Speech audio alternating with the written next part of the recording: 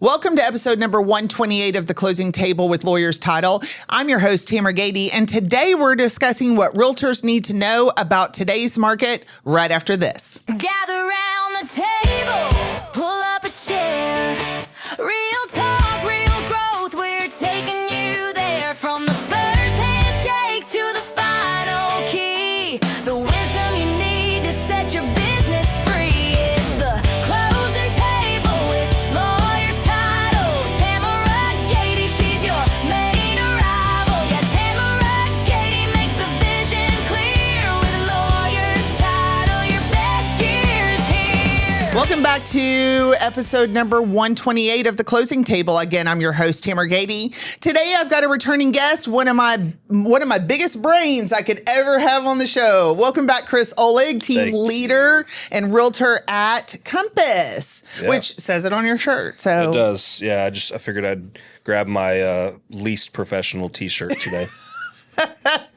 Well, hey, like I said, off air, we'll take you however we can get you. So I want to explore a lot of different topics with you today. We've got several things that we're going to bounce around to. So there's not really one theme or one streamlined conversation for the show today, but I think it's important to cover a lot of these topics. So today we're going to talk about strategies for working with sellers, because we've got a lot of that going on right now. We're going to talk about AI in the real estate transaction. That's going to be an ongoing conversation on my podcast, because that is a growing issue in the real estate transaction. And then I'd like to ask you some property management questions as well, because you are the owner of Smile Property Management. That's something everybody needs to know as well. So welcome back to the show. Thank you again. I think this is what? Third time? Yeah. Third time we've recorded together. I don't know if it's getting better or worse, but we'll see. We'll see. Yeah. We'll see after today. I've got records to break. Yes, we do have records to break, because I do have someone that's been on more episodes than you. So we need to keep working on. I like having returning guests. So, okay. So I want to dive right in. Let's talk about your strategies for working with sellers right now. Yep. Specifically, how are you setting expectations with the current market conditions? And we can explain that a little bit too, like where we're at right now with sellers.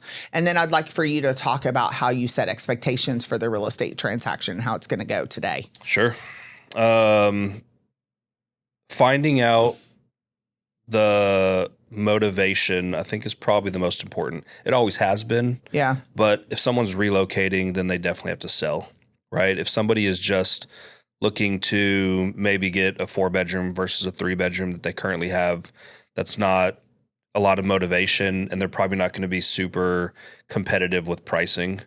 So our first conversation that we're having with these people before even going to the house and wasting time is just figuring out like how motivated they are. Because if they're not motivated to reduce price and there's not like a real need to sell the house, really not even interested in listing the house. Yeah, you're more, I don't know what the word is, but you're a lot more selective about the listings that you'll take on, or more specifically, the sellers you'll take on, than a lot of my realtor audience, right? I can't speak to the rest of the audience, right? But for us, we do invest a lot of money in marketing the properties, as you've seen. Yes. And if we're going to invest the money and the time and do everything the way we do it, because we don't shortcut anything, including like the rental listings, and if we're going to spend the money and the time to do that, and I'm going to take time away from my family to do open houses and things like that, then we have to make sure that the seller is also willing to commit to selling the house and not just listing it to see what they can get it for. We're not in that market right now. Well, and this is a situation that I unfortunately hear about a lot right now. House, it needs to sell. They bought it 2 years ago. They need to get their money out of it. They owe too much. They want to overprice it. They have to move. They have to move because they're relocating, right? But they can't afford to bring money to closing. And also let's add to it that the house is surrounded by new construction with builders cutting all kinds of deals. So very complicated situations right now. And so have you had that situation come up for yourself? Yeah, we're actually we were just talking, before about the transaction that we're doing with a future guest that you're having on.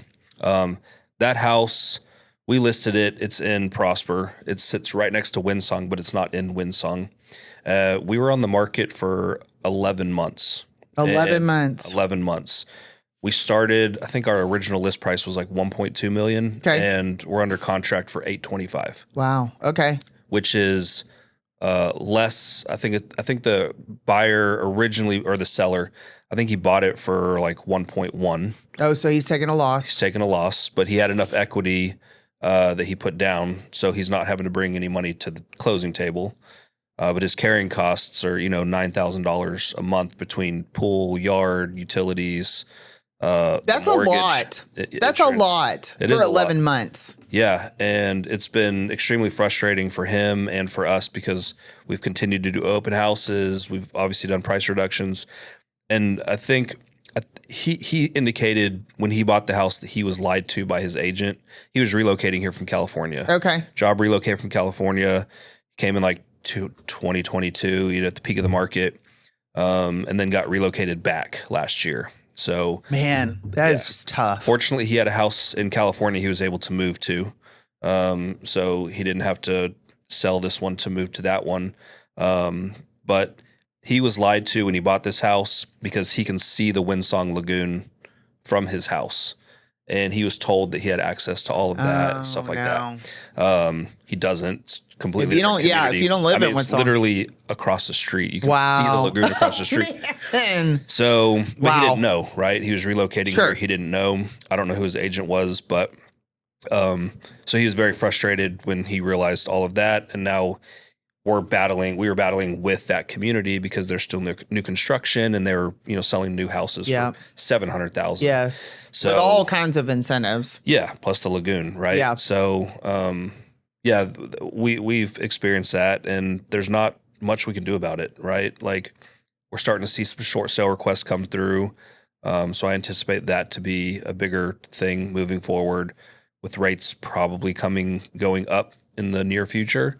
We're probably going to see a lot more buyers pulling back than we're already seeing. So fun. Yeah. Doom and gloom, right? Yeah. It's awesome. Can't wait. I wore my May gray today. Yeah. I should have wore all black. But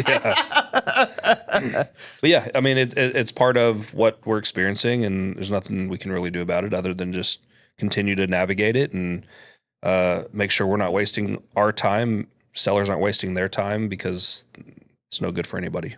So what are your conversations like with the seller through these 11 months? I mean, how do you keep him, how do you assure him? Are you incredibly frank with him? I'm blunt. Yeah.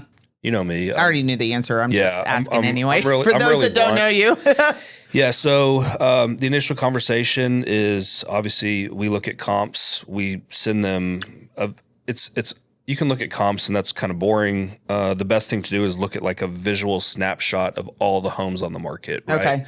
Okay. You have that app that you've sent me screenshots when we're looking at rent prices. Yeah. Yeah. So our Compass app, very interactive and, you can zoom in on an area and just see all of it, the cluster of thousands of homes. And when you show somebody, just so you know, this is your competition, right? We could dive into the specific comps, but this is your competition as a whole, and this is what everybody's seeing. You're competing with 500 homes in these neighborhoods. That is a really big wake up call because they don't realize that. They might see a sign or two in their yard, in the neighborhood yards, but they don't realize like how many are actually on the market. No, Some don't have that signs. visual. I mean, when you sent that to me before, and I've zoomed in and looked at things, it for me, I don't know about everybody else, but for me, I like the visual picture. That really helps me understand much more than just words on a piece of paper. For sure. And that scares people when they see that. Yeah. And so it starts the next conversation of, okay, we can't compete with all these homes unless you're priced way below, you have money to bring to closing, whatever. Are you open to other options in the event that we can't sell it the traditional way on the open market? And that's where we, go into, are they open to leasing it? And if they're going to be moving away, would they be interested in property management? Are you going to short term with the World Cup coming? Yeah. And we've had people ask about that, turning their properties into short-term rentals, but unfortunately a lot of HOAs just don't allow it. Yeah. So if they're willing to take that fine from the HOA, because it might be $1,000, it might be worth it, right? Oh, interesting. Yeah, just go ahead and eat the fine. Just eat it, yeah. And others, like in a community I own a property in, I think the fine is $20,000. Are you serious? Short-term rentals are $20,000. Well, and I think Plano put a temporary, didn't I read somewhere that Plano put a temporary ban? Yeah, Jesse confirmed, back in place on short terms. Yeah, a lot of In cities. anticipation of the World Cup. Yeah, a lot of cities have started to kind of. Well, it's going to be party cities do. when they come to town, And residents that live in these communities don't want that level of disruption. You've seen on social media these short-term rentals that get rented out. And there was one in Celina. Oh, God, I hate to talk bad about it. Did y'all see this news article? It came out. There was an Airbnb in Celina. I think 450 people showed up to this party and somebody got shot. Yeah, no, there was gunfire. So and the police showed up and arrested people. It was all kinds of bad. And I love the fact that kids are still having house parties. Because are you being sarcastic? No, I'm being serious. We grew up doing that. Well, you sure, but not 450 people. No, there was probably some guns. There was a bunch of Jeeps party. and bourbon. I can tell you, whiskey. I can tell you that. So, that's a great mix when you're 17, isn't it? 450 high school kids is impressive. Let's not cut that into a reel, please. But yeah, I like when I read that. I was like, oh, cool. You just never hear about kids partying like that anymore. But it was a different time, Chris. I mean, so hearing it today, that was exciting. Look, if it was like it was back then, I understand that as part of being a young person because we all did it too. But now they post it on social media and a bajillion people they don't know show up. I mean, it's not you still have to be, if you're going to invite your friends over and have a house party, cool. You know what I mean? If your parents are cool with it. But if you're going to do something like that, 450 people? Hundreds for sure. Okay. Well, we grew up in a different place. Yeah, I grew up in. I grew up in Red Oak. we used fields actually, and not kids really did houses. bring guns. I mean, kids had weapons. It wasn't. Sure, that was Texas. Yeah.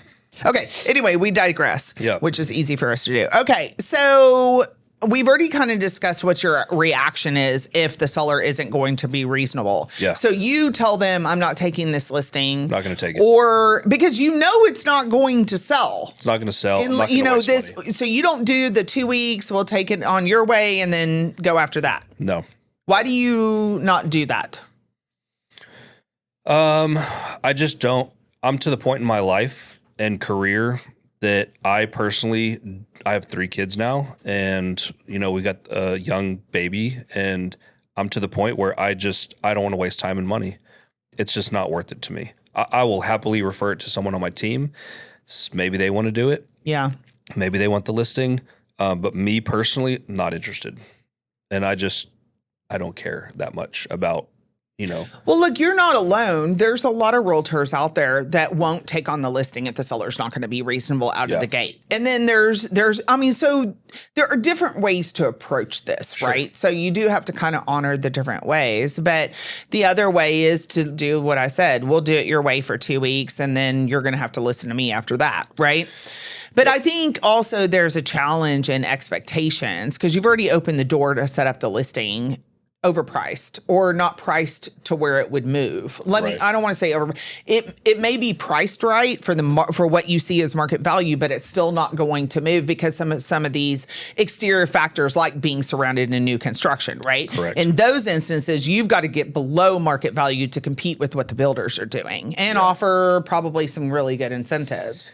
Yeah, so you got to give a lot away. In my opinion, and what do I know? I'm not a practicing realtor, but if you say, okay, we'll do it this way, does it make it harder to do it your way later and get them to be on board with price reductions and incentives and things like that? In my experience, yes, because after that, if you say we're going to do it your way for a month and at the end of the month, they're frustrated, right? They're not getting the showings. They're going to blame you for something. Well, you didn't. You only did 2 open houses. You should have done 8. You put in the property description that this is this, and it's actually should be worded like this, right? They're going to find every single thing to just blame you. It's your fault. The agent should have done this. And we could do everything possible. And they're going to find something to try to blame us on. I don't want that. I just don't want that negative press. So for me, if they're not cool and cooperative, just not interested. Yeah, I mean, look, like I said, there's a lot of ways to approach this, and I was interested in your take on these various approaches. There's some good takeaways from what you said, so definitely something to consider when you're approaching a seller about a listing. Let's talk about this Marsh Lane property. Yeah. Because, okay, the other thing that's happening, and I haven't talked to I should have done my research. I haven't talked to escrow about why we're seeing an increase in contract terminations. Typically, I start taking a poll with agents because I talked to so many of you guys ahead of time. And then I also talked to escrow about why did this terminate? Why did this terminate? But I'm seeing an increase in contract terminations. Yep. And this particular property had how many? 3 terminations, and we finally closed yesterday. Okay. It funded today. Yeah. Yay! And to the original conversation about, market and stuff, the market is extremely hyper-local, right? And it's not just like the difference between DFW and Chicago, right? It is community specific. Yeah, yes. like the house that we had in Prosper that's under contract now that is in Artesia, and you can literally cross the street and you're in Windsong, completely different markets between those two 100%, communities. Yeah.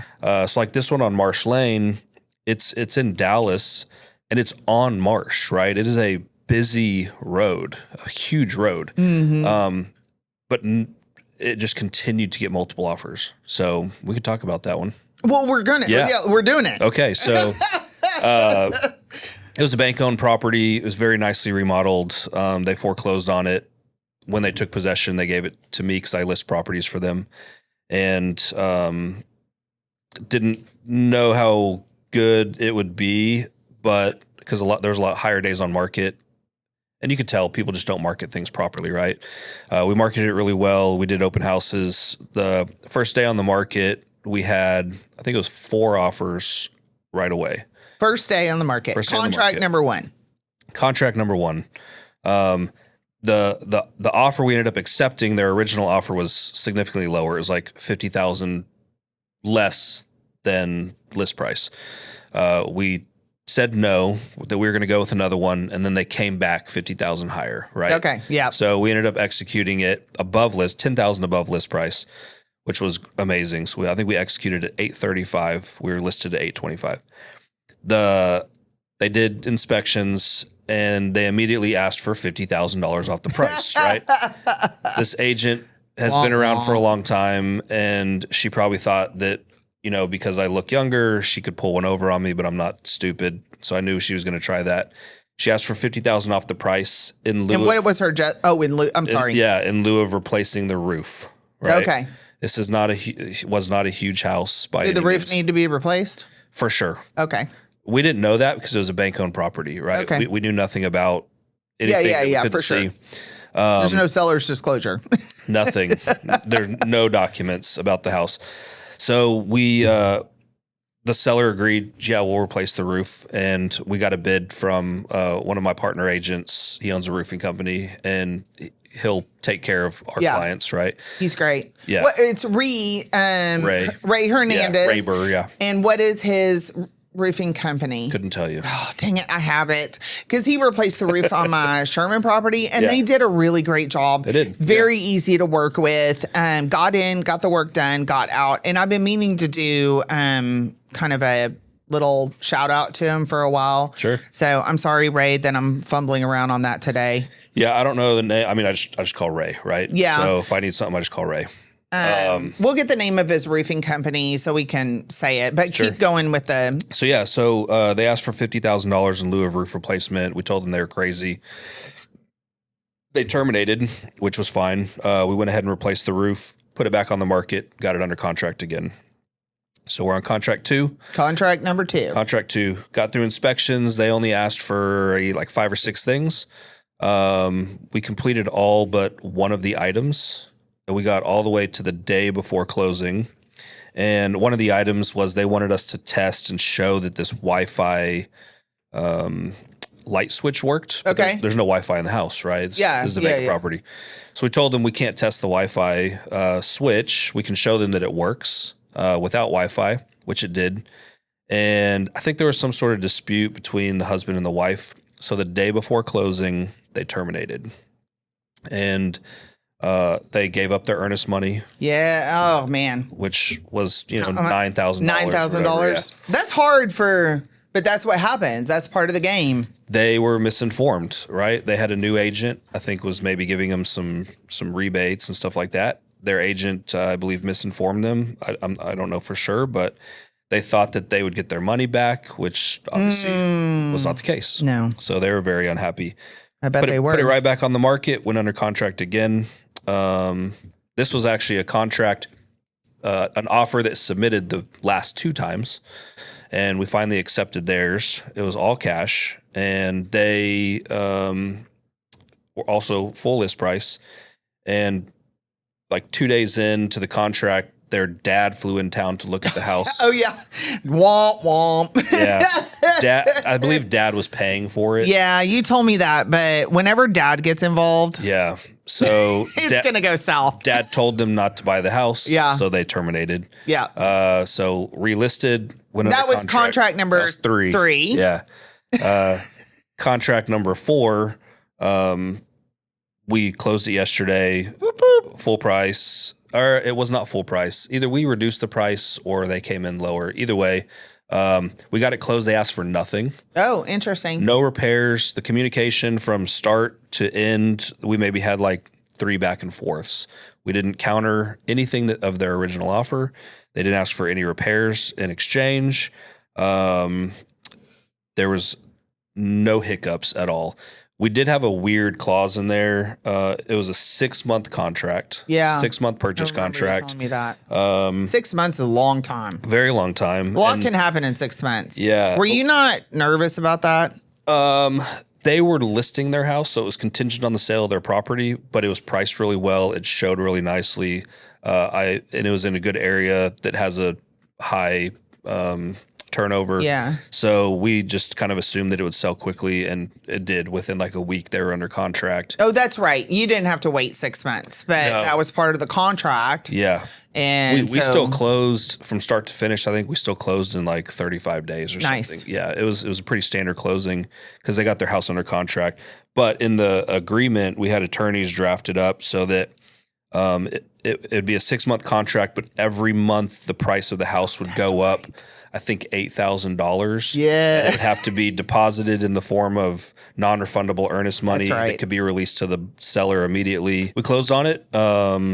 Again, hyper-local markets. We got ours under contract multiple times within a day. Really quickly. The buyer that was buying it got their house under contract really quickly. But you go up north 5 miles and it's stalemate. 1,000 homes on the market and 11 months on the market. So yeah, it's really, I mean, this is kind of a very quirky market right now for sure. I don't know if that's the right, it sounds like a good word to me for it, but very quirky. And the nuances, of this market, we've seen very strategic markets before. I mean, COVID's a prime example of a very strategic market, but this one is, it's a very complicated market with not as many closing, so it doesn't make it as fun, and the ROI isn't there. But having strategies like what you're talking about, getting it priced well, working with good agents, all the things that you talked about.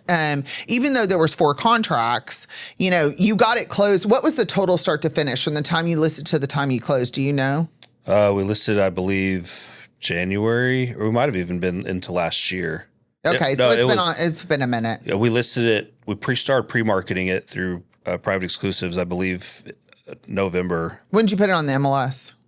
I want to say December. Okay, so it's been 5 months. Yeah, it's been a long time. 5.5 months. Yeah. I'm name dropping, but Casey McCoy, she's with the Radius Group at Compass. You know her. She posted a story on social media about a house that went under contract multiple times, and we're seeing that a lot right now. Yeah. So I think it's really important to make sure that you've got your marketing in check, ready, that it's precise. You're speaking, you're following up with everybody. You're making sure that you're doing all of the marketing you can do, but also understanding that pocket part of the Metroplex really well, what your competition is, and making sure that you're priced correctly is super important right now. Yeah. Like that house we've had on the market in Prosper for a long time. We got it under contract, but we immediately staged it the next day. And we've done open houses since we've been under contract. So, okay. All right. I want to switch gears. Yep. We could talk forever. I'm probably going to go for about 35, 40 minutes today because there's a lot to cover. And I don't know that we're going to get to everything. But one of the really important conversations we're having in closed doors and on the podcast right now is AI and how consumers are working with AI in the real estate transaction, and how listing and buyer's agents are having to educate, combat AI messaging. So this is a very hot topic right now, and we need to continue to talk about it, and I will continue to explore it. So are you having experience with your clients using AI to help guide them in the selling process or even the buy process, either side? Yeah, I think everybody uses AI, even if they don't want to, right? Just Googling something is going to create generative AI information. The good thing on some of those, Google responses, I think most people start with Google, right? Yeah. If they have a question. Or chat now. Yeah. Google is going to show you their source, right? So you Yes. can see the source of where it is. You can click on that link and go in. I think the problem is people don't click on those links and go in and actually read the full context. I agree. Right? They just see this paragraph, and they just assume they take that for what it is.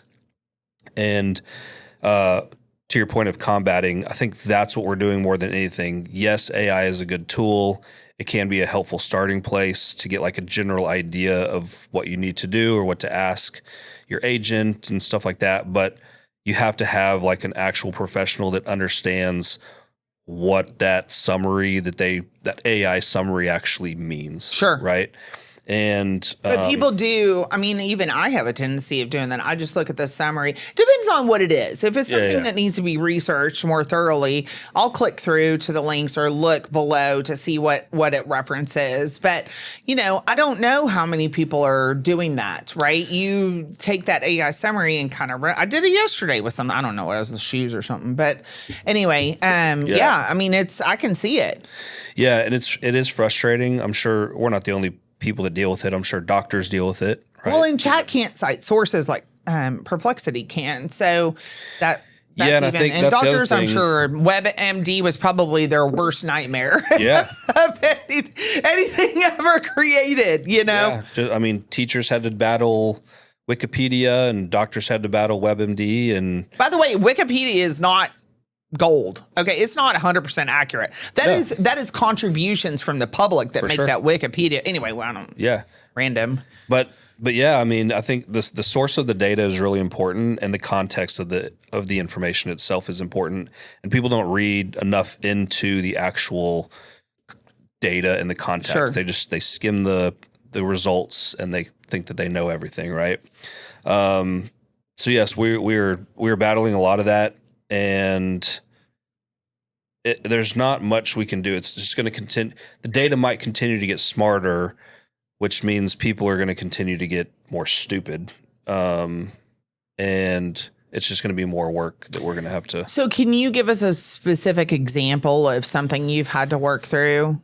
Yeah. So I took some screenshots. I mean, we deal with it all the time, but I took some screenshots just as like a quick example. Basically, this just happened after we had the conversation about talking about AI. Sure. I was on Facebook, property management forum, or it's a landlord forum. So there's like tenants and landlords asking questions and stuff. And tenant said that they don't feel like it's legal for them to be charged X amount for their fees, late fees and stuff like that.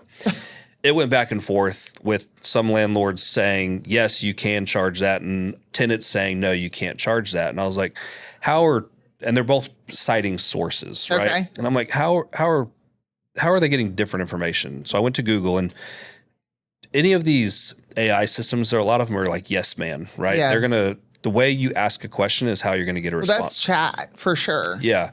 So I went to Google and I said, can a landlord charge me daily fees? And it says no. But then I said, can I charge a tenant daily fees? And it says yes. Right? You sure did. So you have two conflicting information. Yeah. And I think that's what we're dealing with everything. Politics, all of it. Some people are seeing one set of information and other people are seeing something else, depending on what they normally search for and how they search for things. And it's like that with real estate. If a buyer's saying, is it a good market? Yes. Seller, is it a good market? Yes. Right? So we're having to go back to the actual data and not just like the yes man articles. Are interest rates going to go down? Yes. You know, is the economy good? Yes. Is the economy bad? Yes. Right? Like, and I remember watching an interview with someone a couple years ago, and he was saying if you're making news articles, be sure to make 2 articles, one for each side of the spectrum. Right? Huh. He said because no matter what, someone looking for this information is going to find it. Sure. Someone looking for this information is going to find it. They're both going to trust you, and they're both going to continue to consume your information, even though you're giving them complete They're not. Well, you can interpret facts however you want. Sure. And he basically said you're not going to see the other side of it. You're only going to see that side that keeps feeding you what you want to see. Yeah. So might as well just put both information out and let people, enjoy what they want to see. So anyway. Interesting. Well, let me ask you this. Are you having to express your value proposition more to combat some of the information people are gaining with AI? Yeah. I mean, we've been having to, if we go back to like Zillow and their Zestimates, right? That was like early AI type stuff, right? It was taking information and trying to calculate home values based off of bad data sets, which is essentially what we're doing now with AI, right? So we've been battling bad information on real estate stuff for years, since 2005, forever. 20 years now since Zillow launched. So it's not new for us. So having our value proposition is like, for example, the Marsh thing, having knowledge of who the other agent is on the other side makes a huge I agree. deal, right? Well, even during COVID, I mean, there were realtors that would not accept contracts because they didn't want to work with the agent. They knew it was going to make for a very difficult transaction. We absolutely do that, yeah. Right? Like we can't publicly say who those companies are, but if we receive an offer from certain company, we'll just tell our sellers this is not, like, yes, it looks good on paper, but this is going to be a horrible transaction, and we'll be lucky to close it. Same with lenders. We get something with a pre-approval letter comes through. We can know this is not going to close, or this will close, or likely to close. That's stuff that AI is not going to be able to tell somebody. So if they want to try to sell their house on their own using AI, like that guy did in Florida, and leave a bunch of money on the table, they have no idea what's on the other side in reality. Sure. Well, they don't have the experience that you do. That's, we keep going back to that when we're talking about this, is AI does not, it can give you some good general information. I had a lender on the podcast that talked about how this client of his used AI to help him come up with what his mortgage payment was going to look like, what the closing fees are going to look like, all of that. And he said it was accurate, right? But the hard part is AI really can't help you navigate through the transaction because it doesn't have the real estate expertise that you do. Correct. And so using it as a reference tool, I can see that, right? Absolutely. And I think that's valid. But using it instead of an expert on your biggest financial transaction is very interesting to me. You know, I think this is going to be a growing topic. We're going to continue to talk about it. But do you have any advice for the listening audience with dealing with this? Know your stuff. Yeah. That's it. I mean, if someone came to me and said, well, blah, blah, blah, and I say that's not true at all, and then they're going to ask me, I ask them, well, where did you hear that? Well, I saw that on ChatGPT. It's like, okay. And they ask me, well, where's your information come from? It comes from right here, Texas Property Code, Chapter 92. Yep. Here's the line. Oh, by the way, nobody can cite the Texas Property Code like you can. I mean, I don't like to, because usually if you're citing property code, you're about to argue with someone, Sure. you know? Sure. But yes, I think it's, if you have a valid source that's not ChatGPT, and that's going to be the most important thing. Know your information, or know where the information is coming from that you are citing. Great advice. Okay, we're going to have to wrap up, but I do want to ask you a couple of things about property management before we do. So, what are you seeing right now in the rental area? Are we seeing greedy landlords? Are we seeing changes in property management code? Like, what are the current conditions right now in property management? Huge increase in rentals. A lot of people not being able to sell their properties. So they're pivoting. They need to cover their mortgage somehow because they've relocated or whatever. And they have decided, hey, let's just rent the property out. Let's get the mortgage covered for a few years until we can sell it for what we want to be able to sell it for. So we're getting 5 to 10 calls every day. Every day. And of sellers wanting to go ahead and rent their house. Yes. And it's great. We don't mind it. But we're obviously it's first time landlords, people that don't even want to be landlords, right? And they're trying to squeeze every penny out of it. So you do end up with a little bit of greed because, they need the money, and they're going to find, they might be really nice up front, but then when they go to, the tenants are moving out in a year, they're trying to find ways to keep the deposits because they need you told me about that. A lot of problems with that. And again, then they're like, well, we can keep the money because ChatGPT says this. It's like, well, the Texas Property Code says this. Yeah. Right? Like, you're wrong. You're going to get sued. Our job is to make sure someone doesn't get sued, right? Or to at least protect them as much as we can from a bad lawsuit. And unfortunately, some people just don't want to listen, and they're like, let them sue me, right? Which is a mentality that a lot of people have. So, but yeah, we're seeing rent prices. Rent prices are pretty stable. They're not really going up. I wouldn't say they're not going up. Yeah, they're not going up. I have several properties and they're not going up. Yeah. Hyper local, we are seeing in very small pockets, rents actually are increasing, right? Like very small amounts. But for the most part, tenants are just staying. They're not willing to pay more for the house that they're currently in. They're willing to pay the same rate. If greedy landlords are like, well, we're going to raise it $200 no matter what. Okay, we're going to go on the market, and you're going to end up probably leasing it for less than you're currently listed at, because that's what the market supports. You and I talk about this issue all of the time when it comes to my rentals. And we've got 2 tenants in Irving in my duplex, and one of them is maxed out on rent. On what she can afford. Well, yes. Yes. On what she can afford. And my stance has been, well, then let's just keep her rent. I've always liked to do at least a $5 or $10 increase in a rent. And I know that's minimal. Okay. That doesn't really help you with cash flow. But the mentality of that is they're used to a rent increase. So when you really do have to do a real rent increase, they're used to something. Okay. You're going to describe whatever. Well, no, but that's correct. But the $10 increases where really we're like $500 off of market rent is a big, we couldn't jump $500 on her. Right. And that property is doing incredibly well. Yeah. And so, my mentality about it is I want to keep the tenant. Absolutely. It's incredibly expensive to lose a tenant, yes, have them move out. Then you've got to do repairs. Then you got to pay for the property to get leased. Then you're paying mortgage payments, vacancy, all kinds of issues. You're paying the utility. You're paying all the bills until that property gets leased. I mean, I ate $10,000 last year on one of my properties because it was vacant for 4 months, and I had to pay the mortgage payment. I had to pay utilities. I had to do all the things.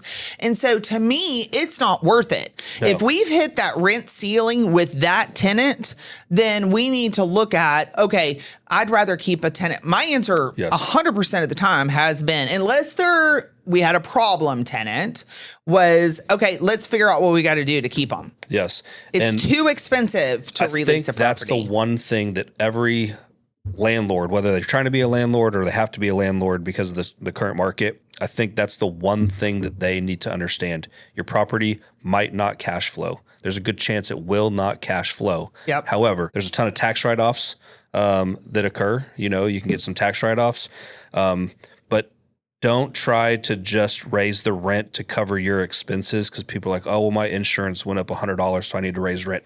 That's not how things work. That's right. Just because your cost went up, it does not mean the rent prices went up.